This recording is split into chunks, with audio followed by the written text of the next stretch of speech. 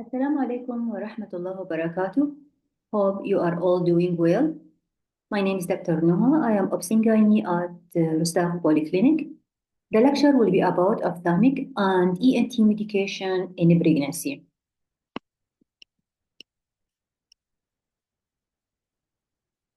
So, what are the benefit of this lecture? Is to review the potential risk of eye medication to the mother and her fetus. As many women, they are concerned about eye drop. They are concerned about their eye problem during a pregnancy. So, according to the RCOG guideline, they found that there are many physiological changes that can occur in pregnancy. And consider pregnancy is a unique state involving many changes in hormonal and blood circulation metabolism. So, what are the conditions that affecting the tissue surrounding the eye? Melasma, this is considered normal in 75% of women in the second half of pregnancy. What about ptosis? Ptosis, everyone know it means that dropping of the eyelids that may occur due to hormonal changes or fluid retention. It is usually mild and often unilateral. But if there is any pupil abnormality or double vision, please need ophthalmic assessment and neuroimaging are required. So if only ptosis, dropping of eyelids, which is unilateral, this is physiological normal in pregnancy due to fluid retention. What are the changes that occur in the front of the eye? As you know, there will be fluid retention that increase in the thickness of the cornea and lens up to 30%. So 14% of pregnant women, they may have increased myopia. That's why many women, they may suffer from headache during pregnancy. We have to put in mind if they are wearing glasses, maybe due to myopia that lead to headache. So if any woman complain of visual problem, refer her to ophthalmology assessment. Maybe need to change her glasses. However, this is temporarily. What about tear film? Many pregnant women, they will complain of a dry eye, so you can give lubricant eye drop. This is due to hormonal changes. What about the eye pressure? They found the eye pressure will be reduced around 2 to 3 millimeter mercury, so require no treatment.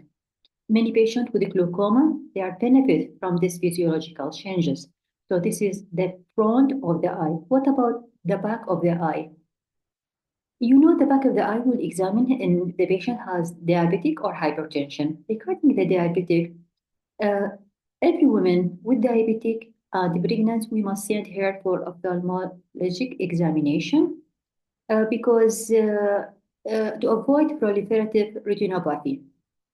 Okay, and for hypertension, for mild, nothing, but for severe hypertension or eclampsia, there might be papilledema or sometime there will be retinal hemorrhage. What about idiopathic intracranial hypertension? This is a condition when happen in obese pregnant women. She will complain of severe headache. You will examine her eye, you will find that there's papilledema. But in this case, it's better also to do neuroimaging because we have to rule out a critical condition, which is venous sinus thrombosis. So if the patient has headache, don't forget to put in mind to examine her eye, to ask about sign of any symptom, any sign in her eye, in the vision, because sometimes, especially in obese women, she might have idiopathic intracranial hypertension. So what are the ocular drugs in pregnancy? There are limited data about the use of many drugs in pregnancy. The benefit must outweigh the risk to the fetus. However, they found many of these topical medications, there is little evidence to harm the baby. But the point that we have to focus on and to inform the patient and the pregnant women that should be advised to apply gentle pressure over the lacrimal puncture for 2 minutes after putting in eye drop. This will minimize absorption of topical medication. For example, if she has inflammation in your hair eye and you want to give her steroid eye drop, you will give her the eye drop, but we advise her to put pressure on the lacrimal punctum, which is it will be on the medial side near the nose. So if you suppose this is here the nose, it's on the medial side, the lacrimal punctum, to put pressure on it for 2 minutes at least. So here there are some medication that is safe. We know if B considered safe, C is better to be avoided. E is completely contraindicated. For antibiotic, we can use polymyxin, we can use tobramycin, we can use macrolide. But vancomycin, gentamicin, these are contraindicated in pregnancy. What about fluoroquinolone? They found that for the second generation suprafloxacillin or fluoxacillin eye drop can be used, especially if there's ulcer, because the benefit will outweigh the harm. So, but always advise the women to put pressure on the punctum, as we mentioned in the previous slide. What about the antiviral? They found acyclovir, fasciclovir, all are safe in pregnancy. Amphotericin are safe. What about anti-emetic? They found also chlorhexidine is safe, can be used in pregnancy. And about ocular antihypertensive, which is prescribed by ophthalmic doctor, of course, not by us. But if the patient came and asked us, what about alpha agonist? It is safe, can be used in pregnancy. What about anti-allergy? Can be used also in pregnancy. What about the prednisolone? Prednisolone also can be used in pregnancy, even though they found some say it is contraindicated, but the study found there is no harm to the baby, so can be used in pregnancy. So antibiotic, you can give erythromycin, polymyxin. Antiviral, you can give acyclovir, fasciclovir. Antifungal, you can give amphotericin, betaganazole.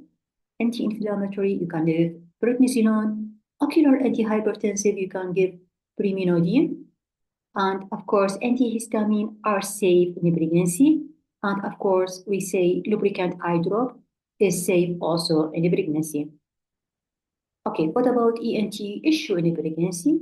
They found that 30% of gravid women will increase incidence of rhinitis and congestion of the sinus. So increased risk of sinus infection. The treatment is the same as a non-pregnant. And in general, the ENT problem in pregnant women is the same for non-pregnant women. What about pharyngitis? This is very important to focus on pharyngitis. Pharyngitis is not necessary that it is infection, because pharyngitis in pregnancy might be due to GERD. So the first management will be conservative.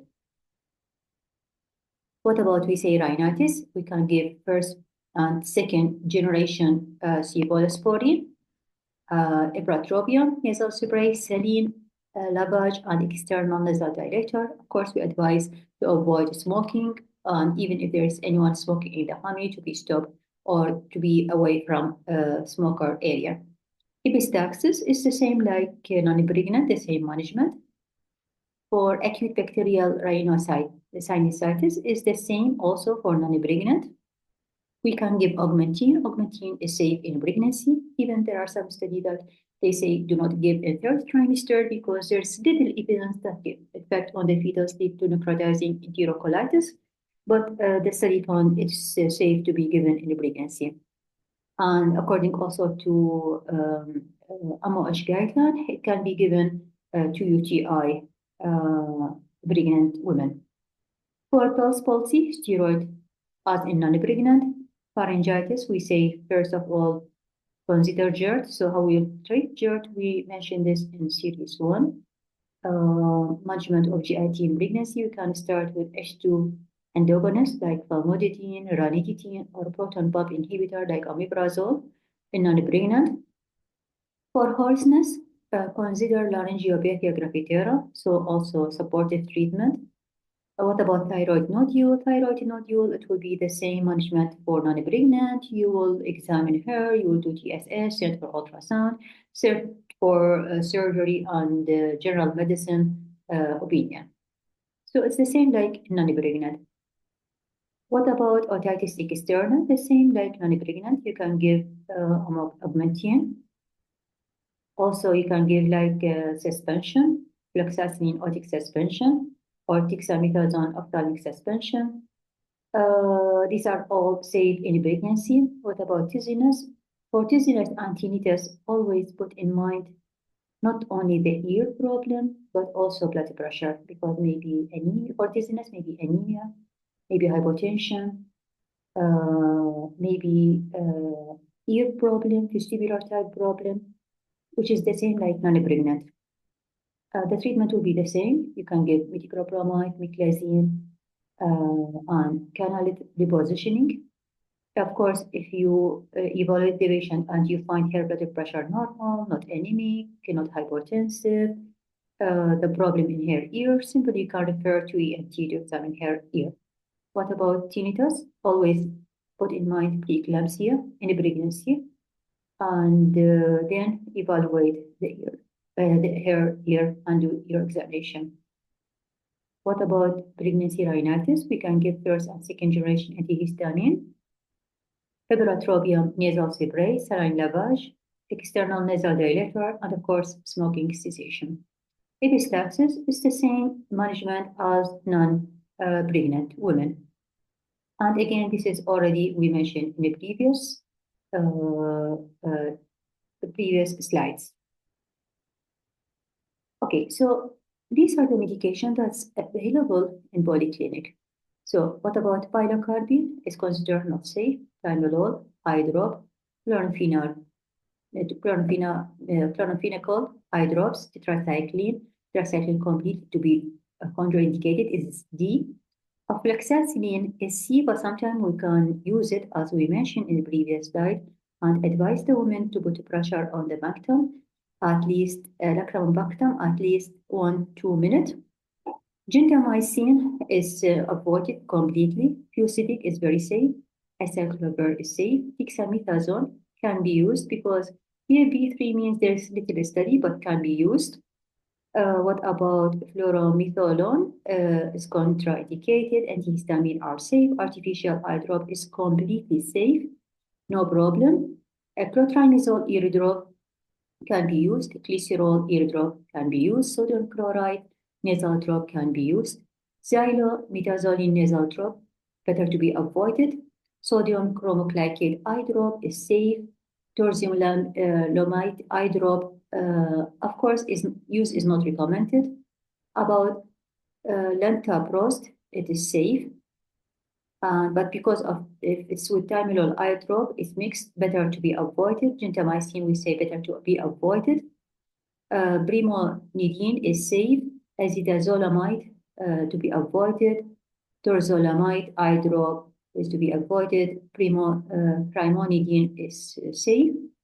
And sterile ocular lubricant ointment, paraffin are safe. So these are the medications which are available in our pharmacy and according to the category whether to be used or not. So as you will see, this are the references that we used for this lecture. If you have any question, you can ask. Thank you very much.